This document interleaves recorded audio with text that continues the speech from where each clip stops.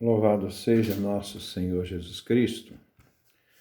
Nós vamos fazer a nossa reflexão sobre o mistério da Santíssima Eucaristia, nosso 37º mistério. E vamos trabalhar hoje a segunda oração eucarística do rito latino. Essa tradução que é usada aqui não corresponde àquela do missal, porque o missal foi feito uma tradução do latino para o português. Mas o Guiraldo fez a sua tradução tentando ser mais fiel a essa tradução latina. Nós vamos lembrar também,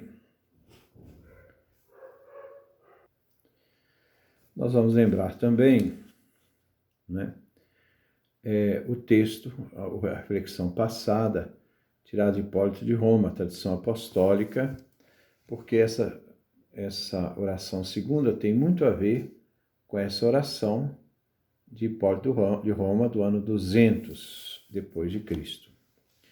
Inicia com esse diálogo entre o presidente e a Assembleia. O presidente diz: "O Senhor esteja convosco." A Assembleia responde: "E com teu espírito." O presidente retoma dizendo: "Corações ao alto." A Assembleia responde: "Nós os temos dirigidos ao Senhor." Então, o presidente diz: "Demos graças ao Senhor nosso Deus." A Assembleia responde: "É digno e justo." E agora começa o prefácio.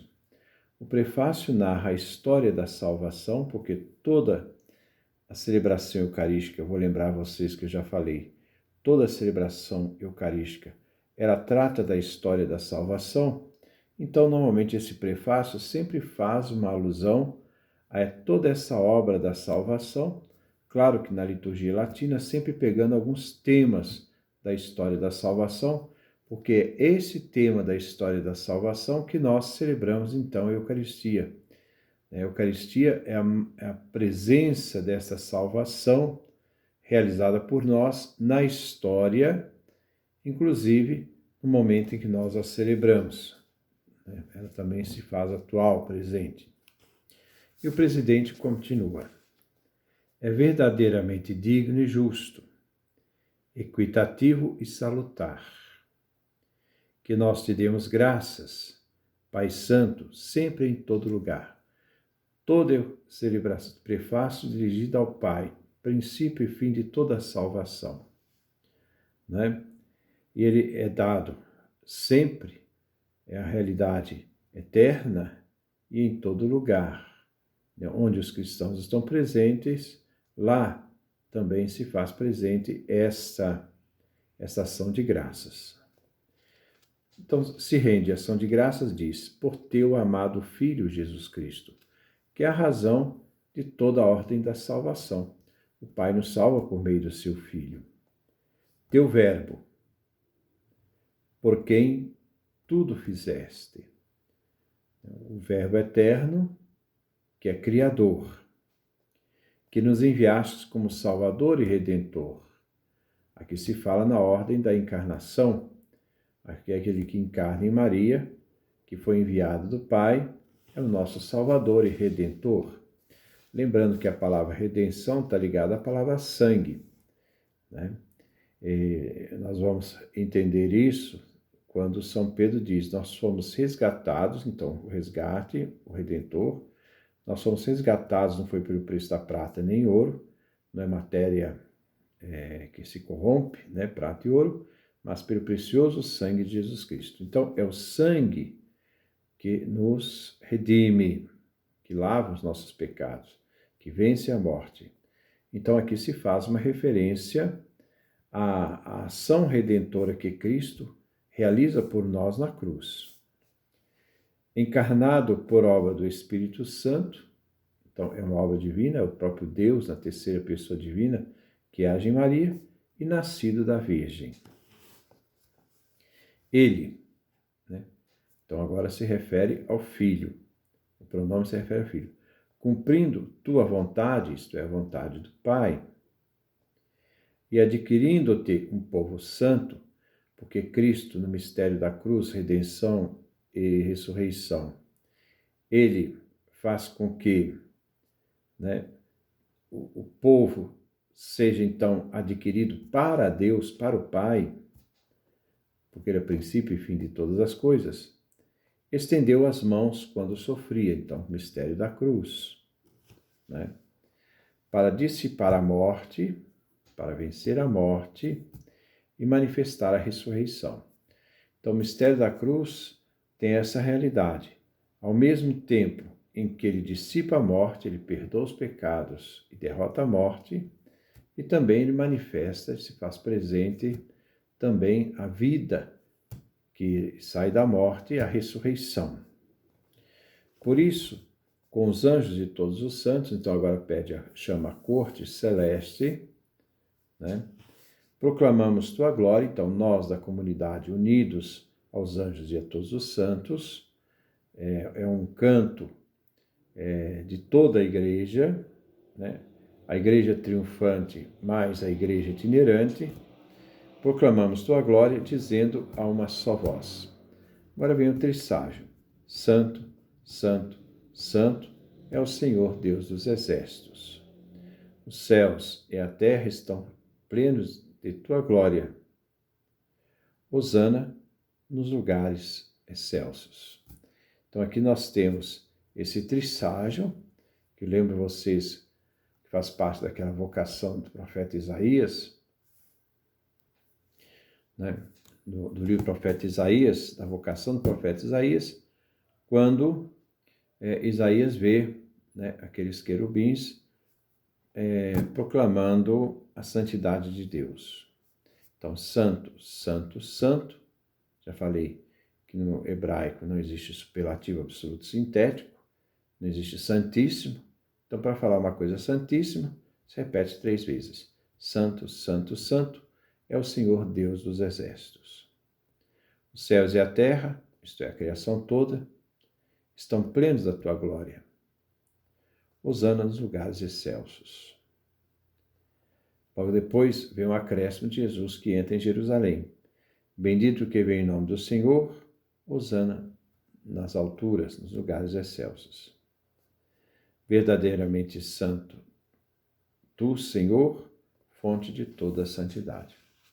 Então, ao terminar com esse trisságio, esta invocação, né, de louvor, de grande louvor, né, a Deus, começa-se então a se preparar para a Eucaristia, a consagração das espécies eucarísticas. Então aqui nós temos a primeira epiclese, a primeira invocação do Espírito Santo para santificar aquelas oferendas. Por isso te pedimos, santifica esses dons com o orvalho do teu Espírito. Então se invoca o Espírito Santo sobre as ofertas, para que se tornem para nós o corpo e o sangue de nosso Senhor Jesus Cristo. Então aquele pão e vinho, ali sobre a invocação do Espírito Santo, ali se possa tornar para nós, então, o corpo e o sangue de Cristo. Então agora vem, né, a parte narrativa da paixão, a parte narrativa da celebração eucarística. Ele, quando se entregava voluntariamente à paixão, quem diz isso aqui é o presidente, tomou o pão,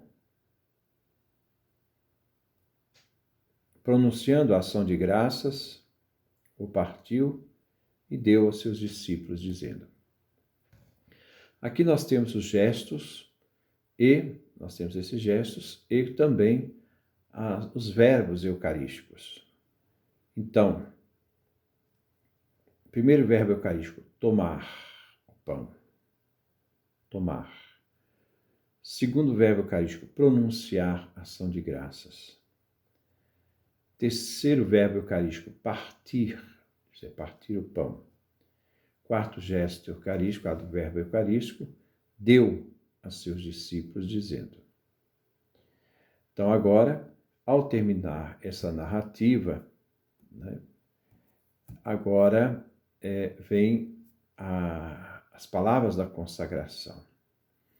Essas palavras da consagração, já falei para vocês, o sacerdote diz, mas quem diz pela boca do sacerdote, pelas palavras, pela mão do sacerdote, é o próprio Cristo. Porque Jesus é o autor do sacramento, é ele que santifica o sacramento. Então você vai estar ouvindo a voz do sacerdote, mas é Cristo que diz, porque ele, né, que está ali como sacerdote na pessoa do sacerdote. Então agora são palavras sacerdotais. Tomai e comei dele todos, né, do pão, pois isto é meu corpo que por vós está prestes a ser entregue. Então, esta palavra, que é a palavra da consagração, aqui diz Jesus, né, porque você está lá olhando o sacerdote, mas é Cristo que usa aquela voz, aqueles gestos para a consagração. Agora volta novamente o presidente da celebração, que continua com a parte narrativa da ceia, da Eucaristia. Do mesmo modo, depois de ter ceado, tomando também o cálice de novo, pronunciando a ação de graças, o deu aos seus discípulos, dizendo. Então agora nós temos aqui os verbos eucarísticos ligados ao cálice. Então diz, tomou o cálice. Segundo, novamente pronuncia a ação de graças. E agora depois deu aos seus discípulos. Há uma diferença entre o pão e o vinho. Lá também tem partiu o pão. Este verbo não faz parte, porque não tem jeito de partir o vinho, né? Então, esses três verbos, são os verbos que dão sustentação à consagração do vinho que se transforma em sangue de Cristo. E ele deu aos seus discípulos, dizendo, tomai e bebei dele todos, do vinho, pois este é o cálice do meu sangue. Este é o cálice do meu sangue, o sangue de Cristo que será derramado na cruz. Este cálice é portador dele agora. Os discípulos estão participando, antes da morte de Cristo na cruz, do mistério já da salvação celebrado na Eucaristia. Este é o cálice do meu sangue, da nova e eterna aliança. Então, é o selo da nova aliança. Como a aliança antiga foi selada pelo sangue de animais irracionais, a nova aliança foi selada pelo sangue do próprio Cristo, o Filho de Deus, que se fez homem. Então, este é o cálice do meu sangue, da nova e eterna aliança. Ela é nova, então se é nova, ela faz referência à antiga. A antiga se tornou obsoleta pela nova, mas também é pela eterna aliança. Uma aliança que não é mais renovada, ela é eterna, ela marca de uma vez por todas a eternidade, e toda vez que se celebra essa marca da eternidade, dessa presença, né, do próprio Cristo, que naquele momento também nós participamos dessa realidade da paixão do Cristo, sua morte e ressurreição, que por vós e pelas multidões está prestes a ser derramado, que será derramado, para a remissão dos pecados. Então, sangue é aquele que redime, então é redimido pelo sangue, só que este cálice com vinho, né, através do pedido do Espírito Santo e através das palavras de Cristo, se torna para nós verdadeiramente sangue, verdadeiramente o corpo de Cristo. Então, redime os pecados. Fazer isto em meu memorial. É a ordem de Jesus, até aí faz parte do sacerdote. Agora volta de novo, né, o presidente. Portanto, celebrando o memorial da sua morte e ressurreição, isso se refere ao Cristo, nós te oferecemos, Senhor, isto é, o Pai, aqui é o Senhor, aqui é o Pai. O pão da vida, o cálice da salvação. É o pão portador de vida, o cálice portador de salvação. É pão portador de vida, porque aquele pão é o corpo de Cristo. O cálice de salvação, porque é o sangue de Cristo. Dando-te graças, porque nos considerasses dignos de estar presente diante de ti e te servir. Agora vem a segunda epiclese, a súplica do Espírito Santo. E suplicamos, e pedimos, que participando do corpo e do sangue de Cristo, dirigido ao Pai, sejamos consagrados pelo Espírito Santo num só corpo. Então, que o Espírito Santo gere a unidade da igreja. A Eucaristia gere a unidade da igreja. Tem uma súplica que se faz ao Pai, para que a ação do Espírito Santo, que age naquele momento eucarístico, venha para fazer essa unidade da igreja. Então nós vamos ver, esta igreja é um único corpo, o corpo de Cristo, né? Ela é formada da igreja ministerial, os ordenados. Ela é formada da igreja padecente, aqueles que já morreram. Ela é formada da igreja itinerante, aqueles que ainda estão vivos. E é também formada pela igreja triunfante dos santos, né? De Maria Santíssima e de todos os outros santos. Então vamos ver. O Espírito Santo é invocado para que a Eucaristia gere a unidade da igreja. Então, qual é a unidade da igreja? A igreja é una. E ela é una, ela requer todas essas realidades. Aquele que celebra o ministerial, aqueles que já morreram, aqueles que ainda caminham e aqueles que já estão no triunfo do céu. Então, lembra-te, Senhor, suplicamos e pedimos que, participando do corpo e do sangue de Cristo, sejamos consagrados pelo Espírito Santo num só corpo. Então, aqui está a unidade da igreja. Qual é? Lembra-te, Senhor, da tua igreja difundida sobre toda a orbe, sobre todo o mundo. Então, se pede para que essa igreja que está presente em todo o mundo seja lembrada naquele momento da Eucaristia, para a tornares perfeita na caridade. Porque todas essas comunidades, são perfeitas na caridade, unidos à igreja ministerial, juntamente com o Papa, depois nosso bispo e todo o clero. Então, é a igreja ministerial, não é? Essa igreja ministerial que está difundida no mundo inteiro, né? E que ela se torne, então, perfeita na caridade, que ela cresça na caridade, no amor. Lembra-te também dos nossos irmãos e irmãs, aqueles que morreram. Vocês viram que nas outras orações eucarísticas também se fala muito dos mortos, porque se lembra, porque eles fazem parte do corpo de Cristo. Eles morreram para o tempo, mas estão unidos ao corpo de Cristo. São a realidade padecente do corpo de Cristo. Lembra também de nossos irmãos e irmãs que adormeceram na esperança da ressurreição. Então, aqui faz uma referência. Aqueles que adormeceram na esperança da ressurreição são os cristãos, né? Ora,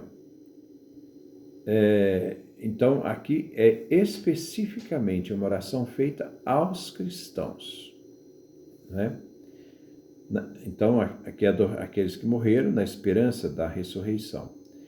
E de todos que morreram em tua compaixão. Então, agora se estende ao mundo inteiro. Não só aos cristãos, mas também a todos os seres humanos. Se estende também a oração eucarística. A oração eucarística ela tem essa função de universal, né? Está ligada a toda a realidade do ser humano. E todos os que morreram, né, em tua ressurreição, em tua compaixão, e admite-os à luz do teu rosto.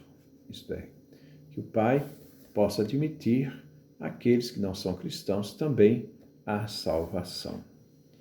Então não é um clube de bolinha ou luluzinha que quer formar um gueto para si, né? De todos nós pedimos, tem misericórdia. Agora se volta para a igreja itinerante. Nós que estamos caminhando, ainda estamos na debilidade, se suplica que tenha misericórdia, para que mereçamos participar na vida eterna, para que se torne dignos de participação na vida eterna. Agora vem a igreja triunfante, a comunhão daqueles que estão caminhando, que também querem estar em comunhão e unidade com a igreja triunfante, com a bem-aventurada Mãe de Deus e Virgem Maria, com bem-aventurados apóstolos e todos os santos. Hoje se acrescenta São José, esposo de Maria. Na oração foi um acréscimo colocado ali. Com os bem-aventurados apóstolos, todos os santos, então os apóstolos e todos os santos que viveram na graça e hoje estão na graça divina, que desde sempre te foram agradáveis, porque responderam à graça divina, foram totalmente fiéis a esta graça.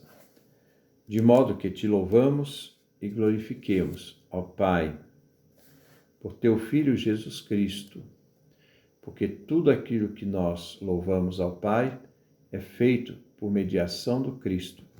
Por isso a mediação do Cristo na cruz é única. E nessa mediação única do Cristo, quando nós nos unimos ao Cristo, nós também estamos louvando e glorificando ao Pai por meio do seu Filho. E diz assim, por meio dele, quem que é?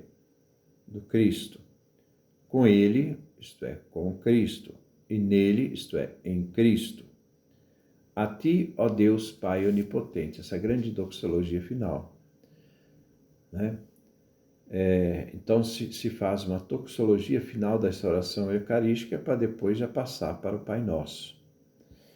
Então, por meio dele, com ele e nele, é a ti, Deus Pai onipotente, na unidade do Espírito Santo, porque o Espírito Santo é aquele que une toda a obra da salvação, que gera essa unidade. Toda honra e glória ao Pai por todos os séculos dos séculos. Então, esse é o nosso texto da nossa oração segunda, uma oração muito riquíssima, E essa oração segunda, ela tem muito a ver com a tradição da apostólica de Hipólito de Roma, É uma tradição, talvez a liturgia mais antiga, foi uma tentativa de resgate dessa tradição para a nova, que aconteceu através da nova reforma litúrgica. Então, no nosso próximo encontro, nós vamos trabalhar a quarta oração eucarística, também do rito latino, porque é bom que nós conheçamos, porque nós sempre celebramos e participamos dessa Eucaristia. Que Deus nos dê a sua graça, a sua bênção, a sua face resplandeça sobre nós.